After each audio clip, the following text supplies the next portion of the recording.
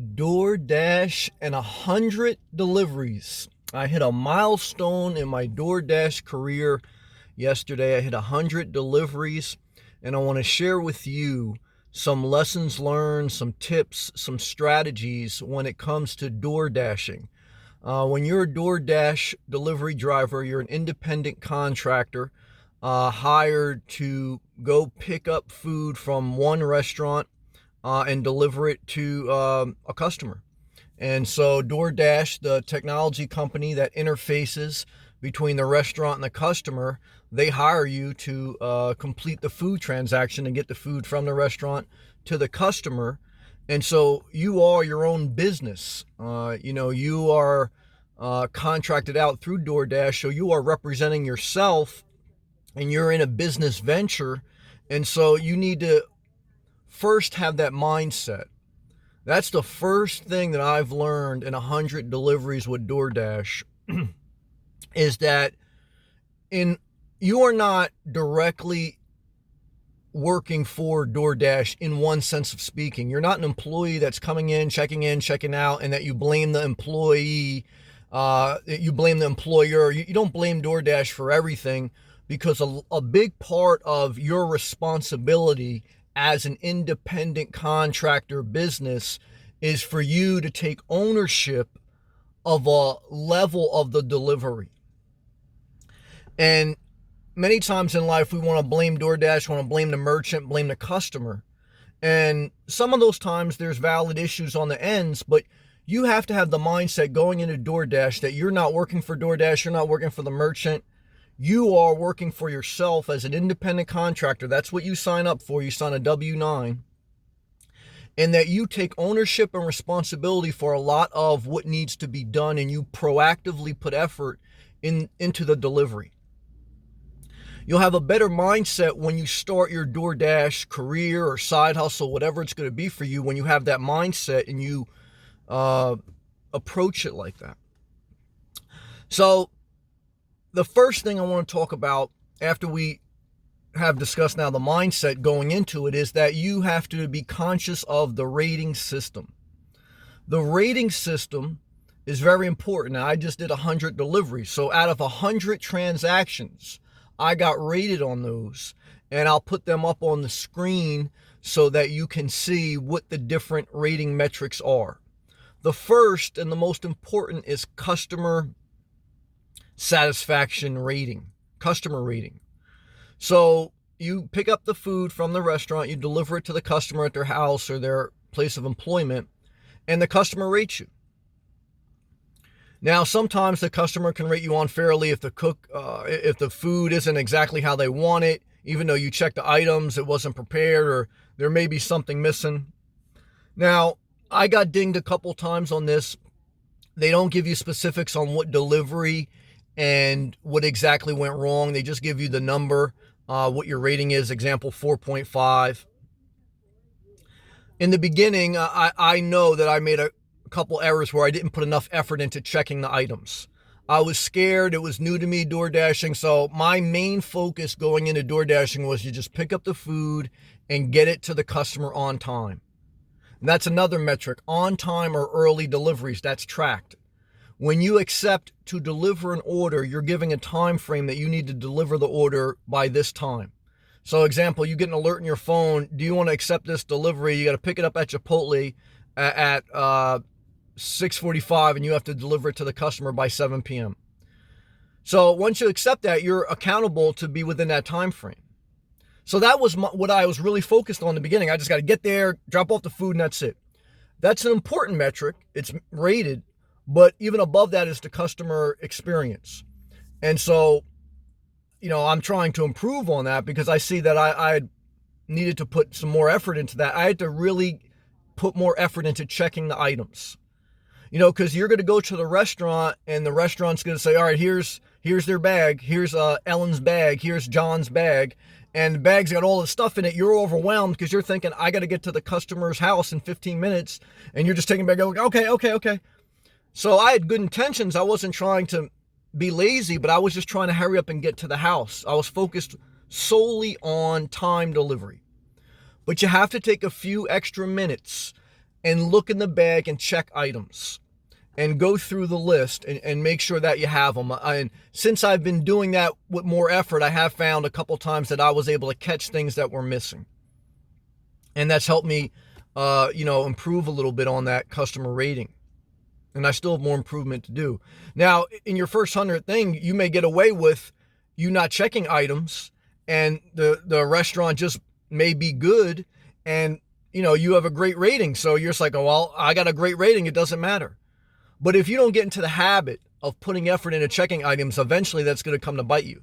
I'm actually thankful it happened early on in my venture with DoorDash, that because now I know going forward I have to check. And many times when you get orders, it may be from other Door Dashers that rejected the order because they don't like to deal with certain restaurants. I've learned that because they realize these restaurants always miss something, and you're blamed. You're blamed if the restaurant misses something. Fair or unfair, that's part of this gig. And you can't check everything. I mean, you can't open up the bowl of salad and dig through it and make sure it has no lettuce, no tomato. I mean, you can ask the merchant and you can look at the number of items, but you can't necessarily check all the preparation of the items. So there's only so much you can do, but you have to put effort into checking the items. Very important. So that's the customer rating experience. The customer is basically looking, look, did this person get on time? Are any items missing? That's huge.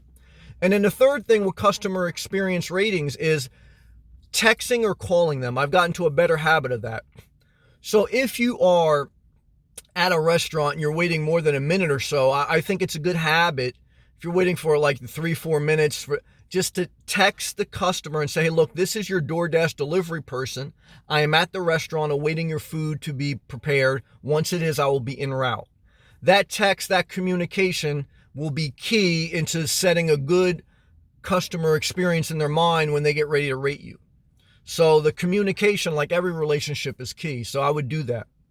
Also, what I would do as a tip is if you're waiting at a restaurant for more than a few minutes, I would look up the customer's address and proactively Google Maps it, search Google Maps and look at exactly where it's going to be, so that when you get in a car, you don't just hit navigation and you have no idea where you're going. While you have idle time at the restaurant waiting for the food to prepare, research the address you're delivering, take time to examine the street view, to what the house is going to look like on Google Maps, how you're going to overall get there, and that will help you with a better delivery time. So the customer experience, the on-time delivery metrics, those two metrics are very important. The completion metrics, obviously that's key. I mean, you have to complete the order. Basically, what happens if you accept an order and then for whatever reason you can't complete it, you pick it up and you can't find the house, or you decide it's too stressful, you don't want to do this order. Once you hit accept, if you don't complete the transaction, if you don't go to the restaurant, pick it up, and then drop it off at the customer, if you don't complete it, that's dinged against your metric score, and that could negatively affect your ratings. Customer experience, on time, completion rate. These are, acceptance rate is the final one. Acceptance rate means is you'll get pinged on your phone. You have an order to pick up pizza at this place and deliver it by this time. Do you accept it? Yes or no? Now, if you decline it, or if you just let the shot clock, you have like 60 or 90 seconds to accept it. If you don't accept it or you decline it, that's counted against you. I've heard that's the least important metric because, technically you're an independent contractor. You don't have to take it, but all those metrics count against you. I try to keep mine above a 90%.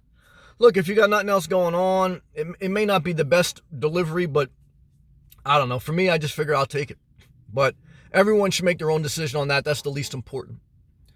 But these different things that I'm sharing with you, these statistics, these strategies, this mindset, this has been really the core of the 100 deliveries that I've experienced, what I've learned to some extent.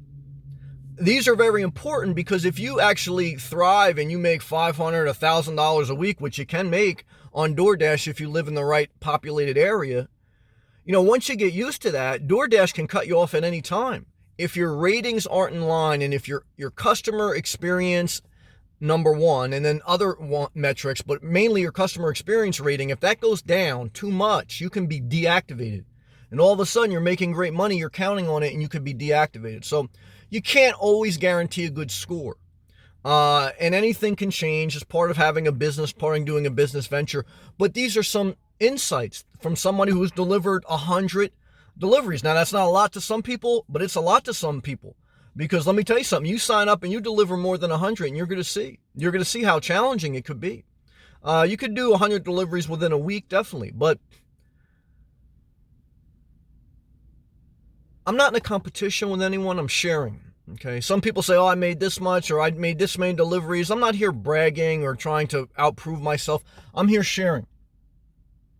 Sharing my experience with DoorDash, sharing the rating system, sharing that when you have idle time at the restaurant, look up the delivery address, research Google Maps Street View, look at the house, look at your avenues that you're going to go there. Have a mindset of you're an independent contractor. You're not waiting for DoorDash to hold your hand through this entire venture. DoorDash is not here to hold your hand. They're contracting you out to do a job. And if you're sitting there waiting for DoorDash to basically hand you a check and not, look, DoorDash is just contracting you out. They're not training you necessarily. They're not holding your hand. So I just want to share that with you. I want to share these insights, tips, strategies, over 100 deliveries. These are some of the main things that I think of that I've experienced. There's more, but I don't like to drag videos out, so I just kind of want to share with you my general thoughts after 100 deliveries with DoorDash. Overall, I like it. Track your mileage, track your expenses, because after your mileage, after your expenses, after your car insurance, your phone, different maintenance on your automobile, all those things are tax deductible write-offs. That will mitigate, tax liability for your income, because again, you're a contractor, you have to account for your income at tax time. So I think after you do all these things, you'll have a good base foundation mindset for DoorDash and what it's about. All right. Peace and love. I'll make more videos. Stay positive.